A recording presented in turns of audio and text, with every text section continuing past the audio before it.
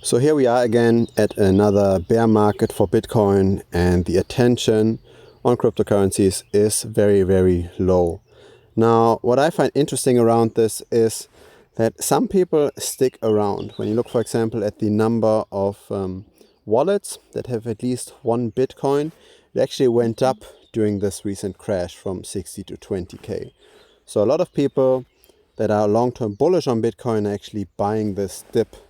But on the other hand, when you look, for example, at social metrics, for example, subscriber growth of different YouTube channels, you see this is pretty much now down to almost zero. So there are no new people entering the space, but the existing people that are in the space that are long-term bullish on Bitcoin, they continue to buy in. And that's, I think, a very interesting dynamic, because it's similar to what we have seen in 2018. When we look at different measures of how much attention do we have on Bitcoin, how much attention do we have on crypto, when we look at the Google Trends analytics, and we check how much has Bitcoin been searched. In 2018, during the 2018 peak, beginning of 2018, the search volume was roughly 4 times the size compared to what it is currently at this current state in the bear market. But the price is pretty much the same, right? So the peak was at 20K at that time. Now it's again roughly 20K, but there's only 1/4 of the attention on Bitcoin. But the price is the same. So what that means is that if we completely filter out these booms and busts, and we just have a constant level of attention, that Bitcoin is still able to grow in price quite a lot, which makes sense, right? The people that long-term believe in Bitcoin, they simply buy and hold. You stack the sats, so to speak, your dollar cost averaging, and you get these media waves, and especially the altcoins, they rally so much. But if you ignore all of this and you just look at Bitcoin as a long-term investment, similar to property, similar to stocks, then it will outpace fiat quite a bit. And it's probably even going to be the best performing asset again over the next 3 to 4 years. It doesn't look like this in a bear market, right? It doesn't look like this when we go down by that much. I think it's now for Bitcoin roughly 70% from the peak. And we might even go down to 15K or 10K. Nobody knows. But what's relatively safe is that Bitcoin is probably not going to go anywhere, right? The number of wallets continues to increase. Bitcoin becomes less and less centralized over time. Fiat will always outgrow the inflation of Bitcoin. And Bitcoin is the one and only asset that can just be transferred across countries very easily, and also across time if you've got long enough of a time horizon. That's not necessarily the case for other assets, right?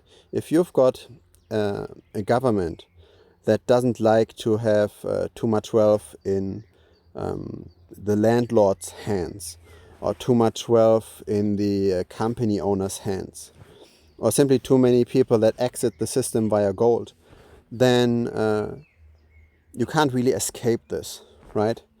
If you sell your house, the government will tax you very heavily if they decide to do so. They might tax you in similar ways in other asset classes. But with Bitcoin, you could decide to leave the country and then use your wealth somewhere else where there's a friendlier government.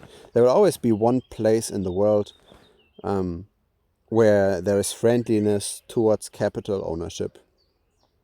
And Bitcoin ensures that you're able to transfer the wealth from a government that might become hostile towards capital ownership to a place where you're treated better.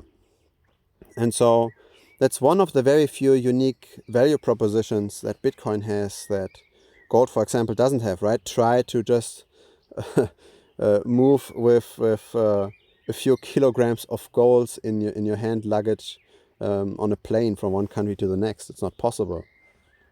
I haven't tried it, but I would not advise to do so. With Bitcoin, you can easily transfer that wealth across borders.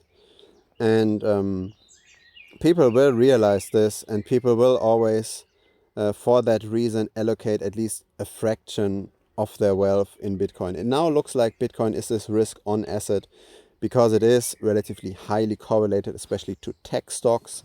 The correlation, in my opinion, is now declining because the ownership is now getting broadened out. So when you look at on-chain metrics, a lot of the Bitcoin that was held by institutions or by large centralized wallets, they now go to those smaller hardware wallets. They go off-chain, and the ownership is getting spread across more people.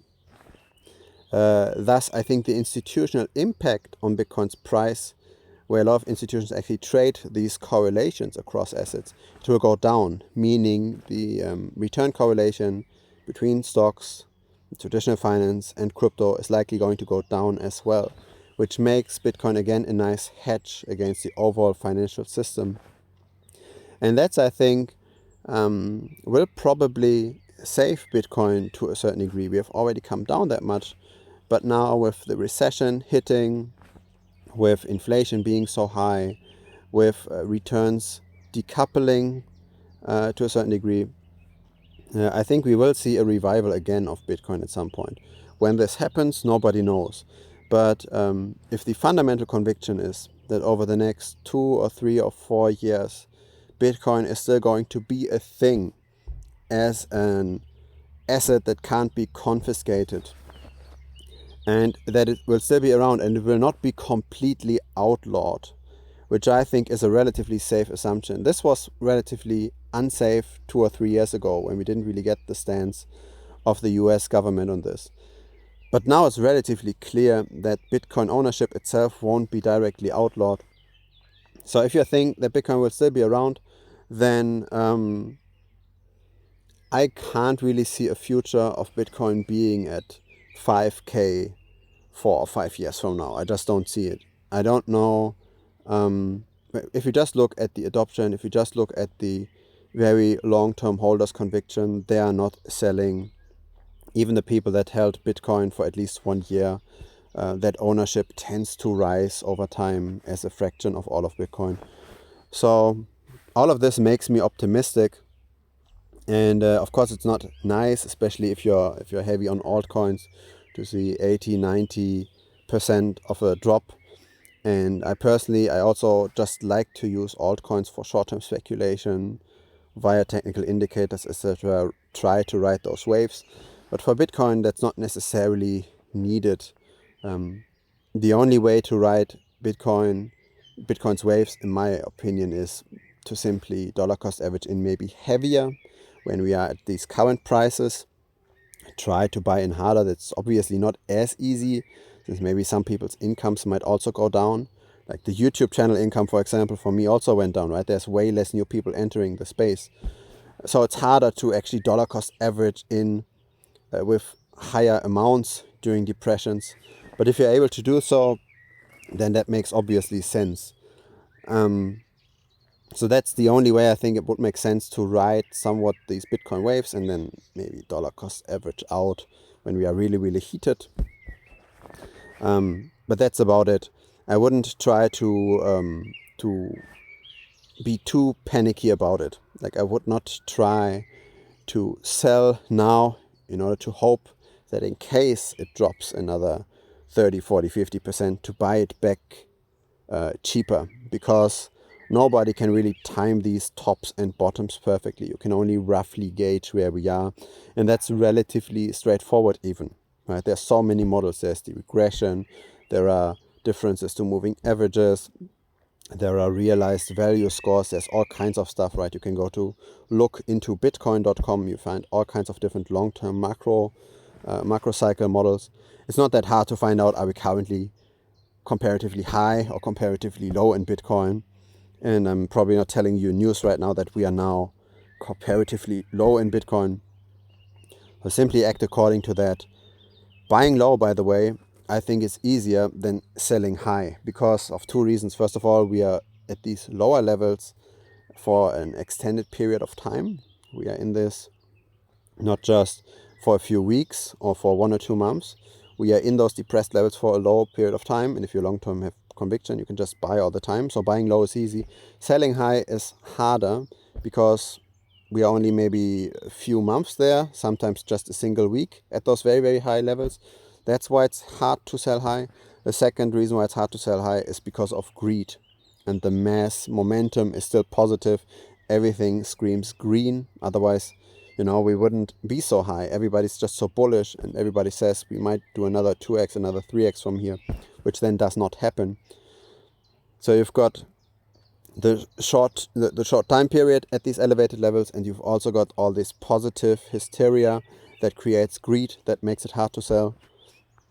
So that's why everybody says dollar cost averaging is so important. Doing this when buying is actually easier when selling.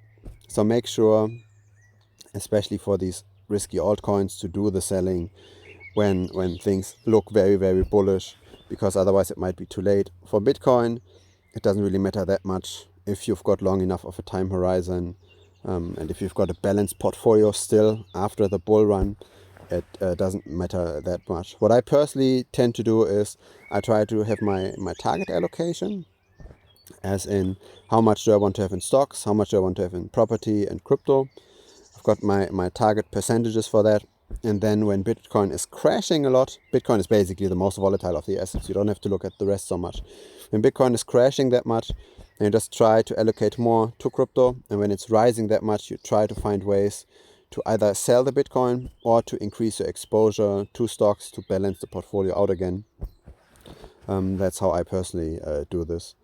But yeah, that was a bit of a ramble, a bit of a different kind of video. Let me know what you think about this. If you enjoy this, then I will continue doing these kinds of videos. Thanks again for watching, and see you on the next video. Bye bye.